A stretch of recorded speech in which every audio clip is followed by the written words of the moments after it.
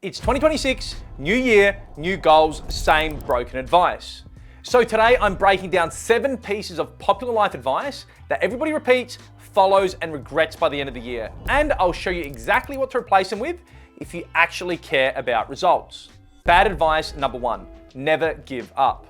When people say never give up, it sounds heroic. It sounds like monk-level discipline. It sounds like a big quote you see plastered on gym walls. In the real world that we live in, never giving up doesn't make people successful. What it does is actually keep them stuck. They stay in jobs they hate, they stay in relationships they've fallen out of love with, they keep pursuing ideas that clearly aren't working. Even when deep down they know giving up would have been better. And when I hear this advice, one thing really annoys me. People completely ignore the difference between perseverance and refusing to admit something is broken. Perseverance is sticking with something that's actually working. Stubbornness, never giving up, is sticking with something that's clearly not working and calling it discipline. That's not strength, that's actually stupidity. Here's the truth. Most people don't quit too early, they quit too late. And one of the most frustrating examples of this is work. Someone takes a job they don't like and they tell themselves it's temporary. But when they look back, that temporary job has become their entire life. They stay stuck, not learning, not growing, and absolutely miserable. And the same thing happens in relationships. People stay together for 5, 10 years, even after falling out of love, and they lock themselves into a life they absolutely hate. So here's the real rule. Fail fast and learn fast. And the way that you do that is through reflection, daily, weekly, monthly, whatever works. If something clearly is not working, cut it before it costs you another year of your life. Ask yourself, am I growing? Do I respect who I'm becoming? Do I feel more capable? And if week after week, month after month, the answer is no, you're not being disciplined, you're just too scared to admit that this path isn't for you. See, never give up sounds heroic, I get it, but there's no point of trying to be a hero if you're quietly sabotaging your own life. Bad advice number 2, you can be anything you want. When I hear this, I know it's coming from the right intention. It sounds encouraging, it sounds supportive, it's something parents might tell their kids when they're growing up. But it's also broken advice, and worse, it's misleading. Here's the truth nobody wants to say out loud. You cannot be anything you want. You can be a lot of things. You can get far more out of yourself than you expect. But anything you want, I call bullshit. And when people buy into this idea, reality eventually hits. Things don't work out, progress stalls, and instead of questioning the path, people blame themselves. They start thinking, I'm not good enough, I'm not worthy enough, maybe I'm just average like everybody else. And once those thoughts start looping in your head, they quietly undermine your life. You can be anything you want pushes people to stay on paths that don't fit them, instead of stepping back and asking the right question.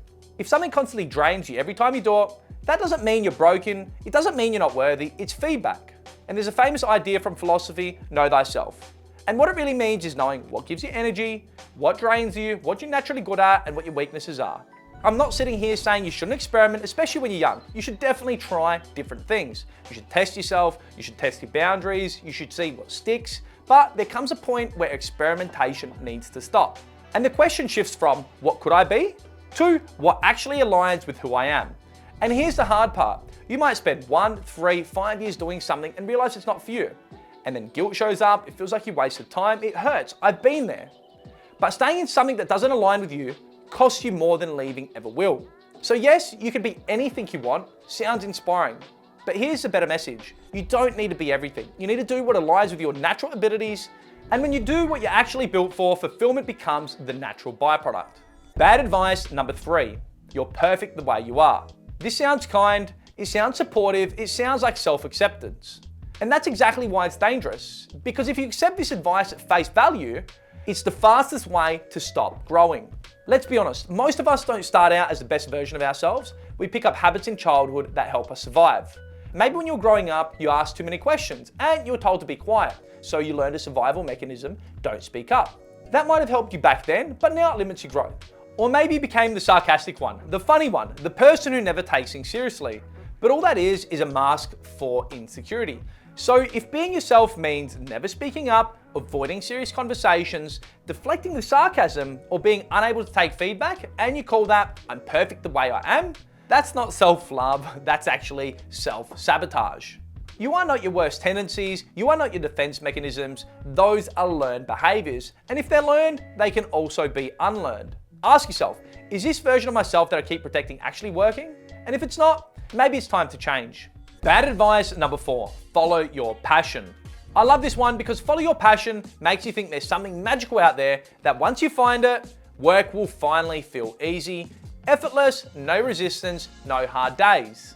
But let's be real, that's not how life works. Even if you're naturally good at something, it still work.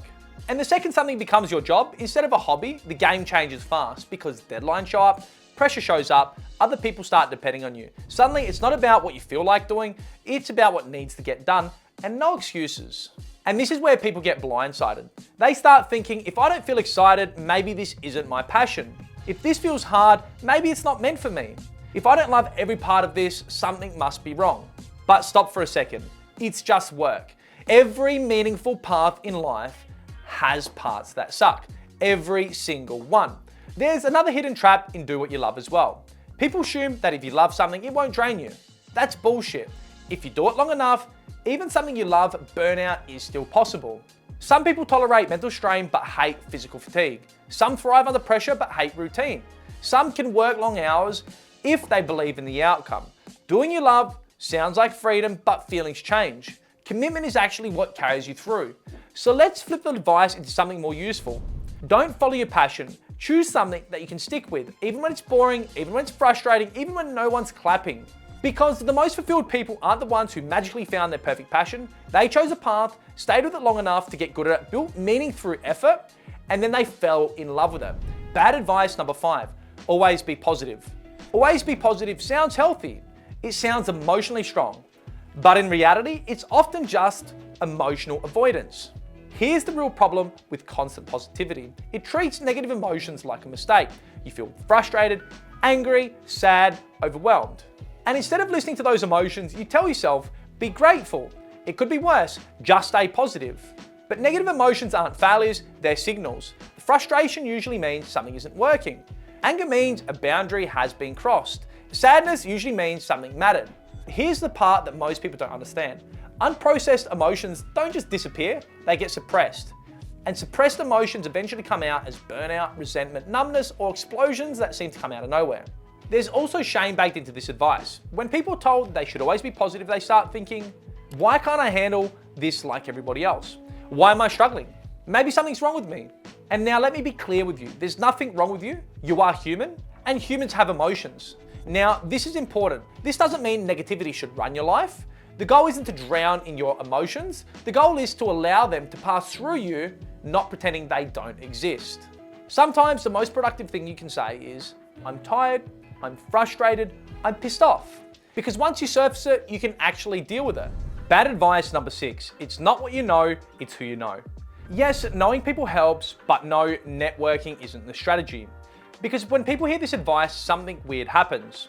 They start treating every interaction like a transaction, every conversation like an opportunity, every relationship like a stepping stone. They're collecting contacts, they're sending messages they don't mean, checking in with people they're not actually interested in. And then they sit back and wonder why nothing comes from it. Here's a reality most people don't want to hear. Who you know might get you an introduction, it might get you a conversation, it might get you into the room. But what you know, how you think, how you solve problems, how you operate under pressure decides whether you get to stay in that room or not. Here's the better rule. The fastest way to build real relationships isn't networking harder, it's becoming genuinely good at something, showing up consistently, solving real problems. Look, I agree that your environment matters. The people you spend time with shape your reality, but let's be honest, who you know might open the door, what you know and how you show up is what keeps it open. If you're useless, nobody wants to keep you in the room. If you're useful, people want you in the room. Bad advice number 7, if you work hard enough, you'll always get what you want. And look, it sounds fair, it sounds motivating, it sounds like effort equals reward. But here's the problem. Hard work never guarantees outcomes, and once people internalize this idea, it quietly messes them up. Because when things aren't working, they don't question the strategy. They think I mustn't be doing enough. If I'm exhausted, that means I'm close. If I fail, it's because I didn't push hard enough. So they push harder and harder and harder, and sometimes it pays off, but most of the time they burn out and give up. Now, don't get me wrong, effort still matters. Hard work increases odds, it sharpens your skills, it builds resilience, but it's not the whole equation. When people start believing effort alone guarantees outcomes, they tolerate almost anything. They stay in broken systems, they normalize burnout, they tell themselves that pain is proof they're on the right path. But Here's the truth. Sometimes pain is part of growth, and sometimes pain is just a signal. Wrong strategy, wrong environment, wrong expectations. If you're putting in massive effort, but you're not becoming more capable, more informed, or more adaptable, that's not discipline. That's just stubbornness. The real question isn't, am I working hard enough? Is this effort actually moving the needle? Is it compounding my efforts? Is it making me better? Because I've been there working hard every day, busy, exhausted, doing the right things, but actually going nowhere.